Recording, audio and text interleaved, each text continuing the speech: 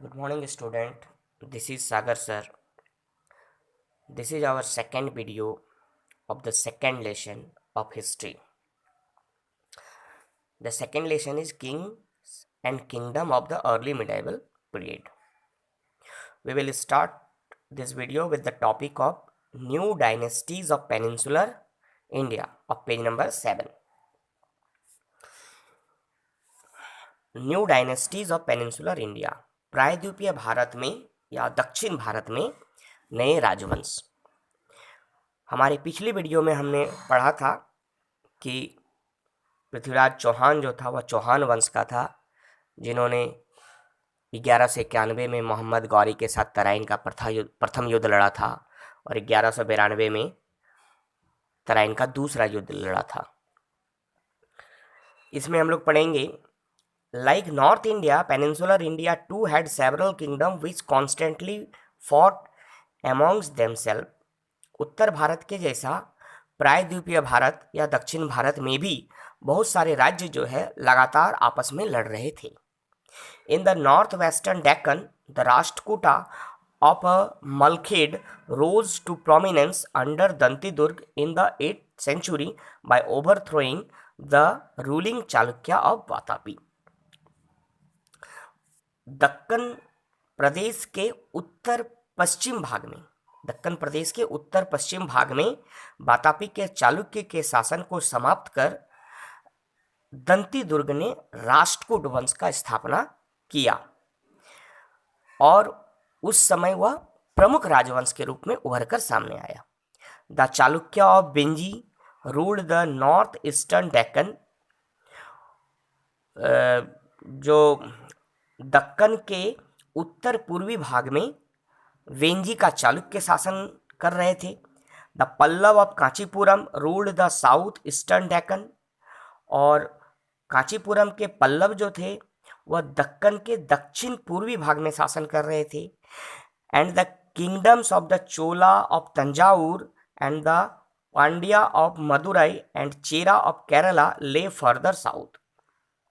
और चोला राजवंश जो तंजावुर के थे और मदुरई के पांड्या वंश जो थे और केरल के चेरा वंश जो थे, ये सुदूर दक्षिण में शासन कर रहे थे। The Rashtrakuta competed with the Pala and Pratihar of North India in the tripartite struggle over Kannauj. Rashtrakuta जो थे वह कन्नौज के लिए उत्तर भारत के पाल और प्रतिहार के साथ जो है त्रिराष्ट्रीय संघर्ष में एक दूसरे को उन लोगों को प्रतिस्पर्धा उन लोगों के साथ कर रहे थे, उन लोगों को टक्कर दे रहे थे। They checked Pratihara expansion into the Deccan. वे जो है दक्कन की ओर प्रतिहार के आगमन को रोक रहे थे, उनका जो प्रवेश था, उनका क्षेत्र विस्तार को रोक रहे थे दक्षिण की ओर। The Pallava kingdom weakened by the end of the 9th century. Pallava राजवंश जो था वह 9वीं शताब्दी के आते आते कमजोर पड़ जाता है। The Rashtrakuta were overthrown in the 10th century by the Chalukya of Kalyani और द लेटर चालुक्या। कल्याणी का चालुक्या द्वारा 10वीं शताब्दी में राष्ट्रकूट को उखाड़ फेंक दिया जाता है, उसके शासन को समाप्त कर दिया जाता है।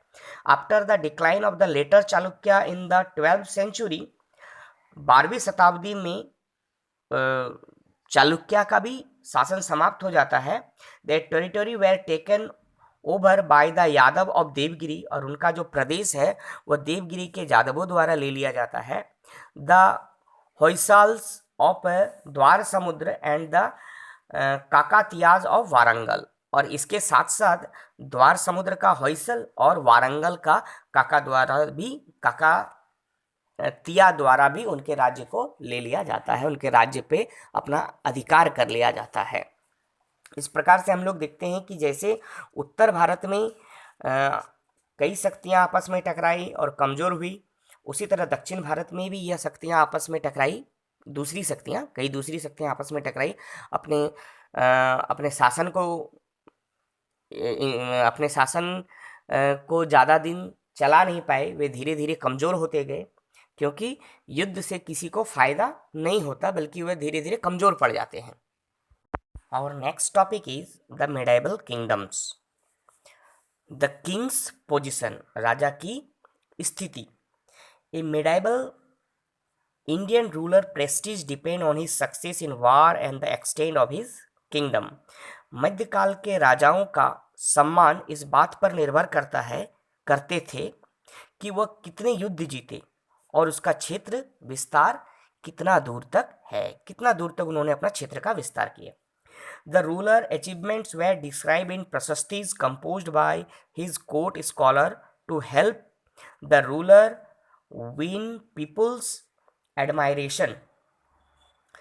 द रूलर अचीवमेंट्स, जो राजा की उपलब्धि थी, वो जो है प्रशस्ति में कंपोज किया जाता था, प्रशस्ति में लिखा जाता था। प्रशस्ति का मतलब ही होता है प्रशंसा।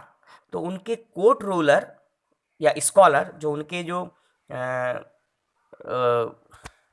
उनके जो दरबारी कवि या विद्वान होते थे, वह लोगों की प्रशंसा पाने के लिए राजा की प्रशस्ति या प्रशंसा लिखते थे।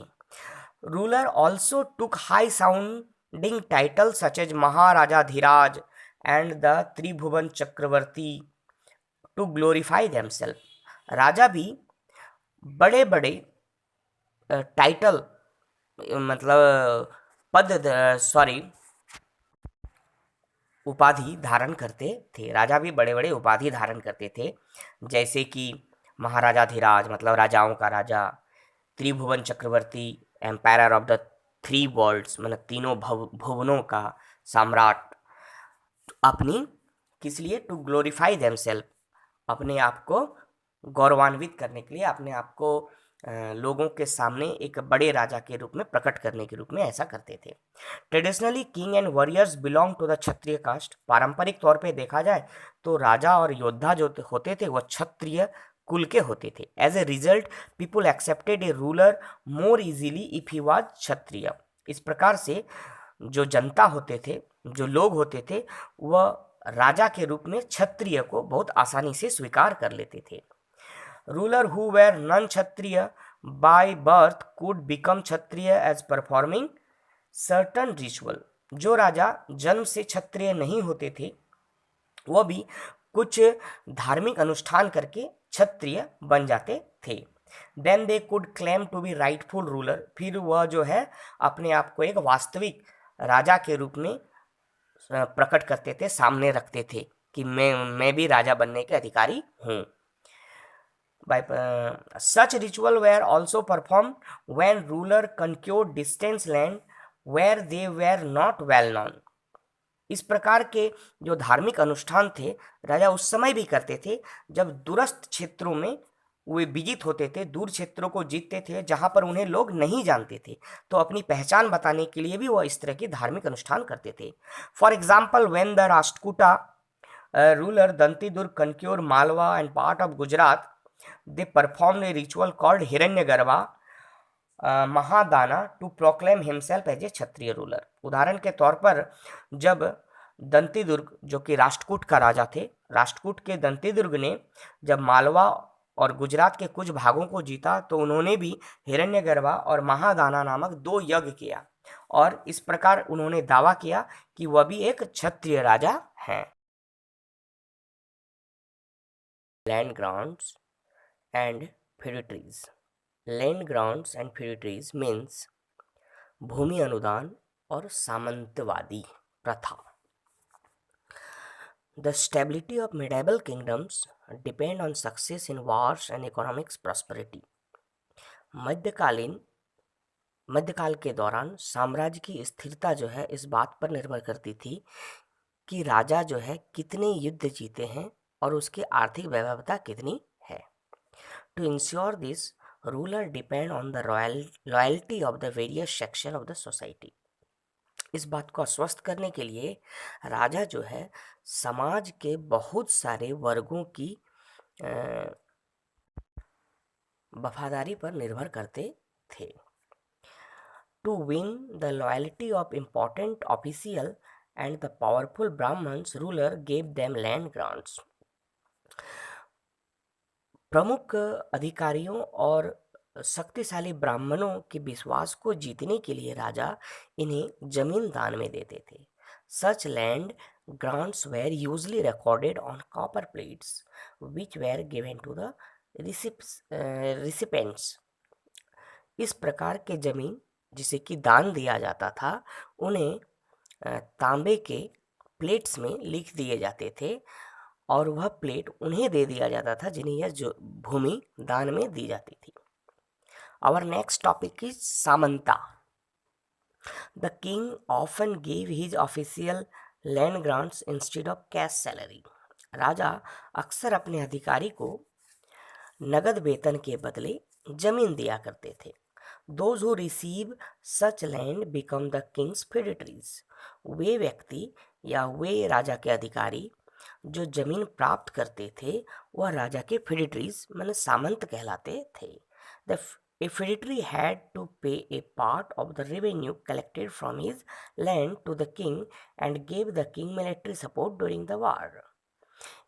एक सामंत जो है वह व्यक्ति होता है जिसे राजा द्वारा जमीन दान में दिया जाता है. सामंत का काम होता है वह अपने प्राप्त भूमि से कर की अदायगी करे और उसका कुछ हिस्सा राजा को उपहार स्वरूप प्रदान करे और इसके साथ साथ युद्ध के समय राजा को सैन्य सहायता प्रदान करे. He had complete authority to collect taxes, administer justice in his land as long as he fulfill this obligation. वह तब तक इस जमीन का अधिकारी रहता है या उसके पास यह शक्ति तब तक रहती है जब तक कि वह राजा के इस विश्वास का निर्वाह करते हैं. उसके पास टैक्स अदायगी करने की पूरी शक्ति रहती है.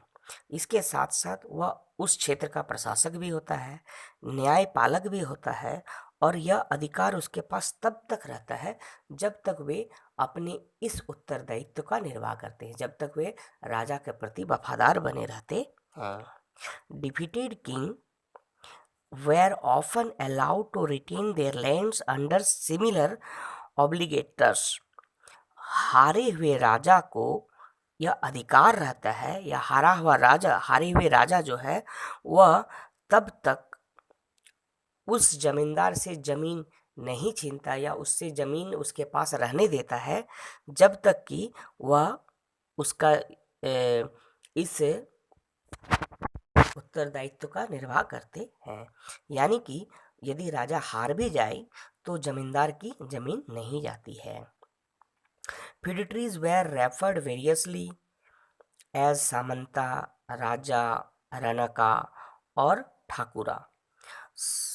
फेडिटरीज मतलब सामंत जो होते हैं उसको कई नामों से पुकारा जाता है, जैसे कि सामंत, राजा, रनक और ठाकुर भी कहा जाता है. To increase their wealth and strength, the Samanta took steps to increase agriculture produce and maintaining large army. अपने शक्ति और धन को बढ़ाने के लिए सामंत जो है वह कृषि क्षेत्र में बहुत सारे कदम उठाते हैं ताकि उस क्षेत्र में विकास हो सके, उसकी पैदावार बढ़ सके और इसके साथ साथ वह बड़े से सेना का निर्वाह भी कर सके, उसका रखरखाव भी कर सके. The Samanta who got large land grants grew very powerful. जिस सामंत को जमीन की बड़ी टुकड़ी या बड़े पैमाने पर जमीन की टुकड़ी दान में मिलती है वह ज़्यादा शक्तिशाली हो जाता है. Sometime with the king's permission they granted land to lesser feudatories और सब feudatories. कभी कभी वह राजा के आदेश पर अपने से छोटे सामंत को जमीन दान में देते हैं. The sub-feudatories owed obligation not to the king but to the samanta. तो ये जो उप सामंत होते हैं या छोटे सामंत होते हैं यह राजा के प्रति वफादार नहीं होता बल्कि यह उस सामंत के प्रति वफादार होता है जिसकी जमीन इसे प्राप्त होती है या जिस सामंत के अधीन होता है. The Samanta who had many sub-feudatories were permitted to attend royal court and were often given high administrative post. वैसे सामंत जिसके पास बहुत सारे सब feudatories मतलब उप सामंत होते हैं उसे राज दरबार में उपस्थित होने का अधिकार मिलता है और इसके साथ साथ राजा के प्रशासन के बड़े से पोस्ट भी या पद भी प्राप्त होते हैं। राजा के बड़े अधिकारी के रूप में वह काम करते हैं, राज दरबार में उसे बड़ा पद मिलता है। They also took lofty title such as Mahasamanta and Mahamandaleshwar. उसे बड़े बड़े पदवी भी मिलते हैं या पद भी मिलते हैं, जैसे कि महासामंता और महामंडलेश्वर। महामंडलेश्वर का मतलब होता है great lord of the region, मतलब क्षेत्र का बड़ा राजा। The king became increasingly depend on his feudatories. राजा जो है बहु माने बृहद तरीके से इन सामंतों पर निर्भर रहते हैं। The feudatories grew ambitious and some of them become independent when the king power declined. The feudatories grew ambitious मतलब जब जो सामंत होते हैं जब वह महत्वाकांक्षी हो जाते हैं तो जब महत्वाकांक्षी हो जाते हैं तो वह उन राजा से स्वतंत्र हो जाते हैं जिनके अधीन वे रहते हैं, खासकर तब जब राजा की शक्ति थोड़ी कम हो जाए या राजा का जो शासन है वह पतन की ओर चला जाए। For example the Rashtrakuta were feudatories who rose to power by overthrowing their overlord the Chalukya of Vatapi. इसका एक उदाहरण हम लोगों को देखने को मिलता है जब वातापी के चालुक्य की शक्ति थोड़ी हीन हो जाती है या कम हो जाती है, उस समय राष्ट्रकूट जो है अपनी शक्ति को बढ़ाते हैं। चूँकि राष्ट्रकूट उसके सामंत होते हैं, वो अपनी शक्ति को बढ़ाते हैं और वातापी के चालुक्य को उसके शक्ति से हटा देते हैं और उसके राज्य पर अधिकार कर लेते हैं। Thank you. Next video will be coming soon.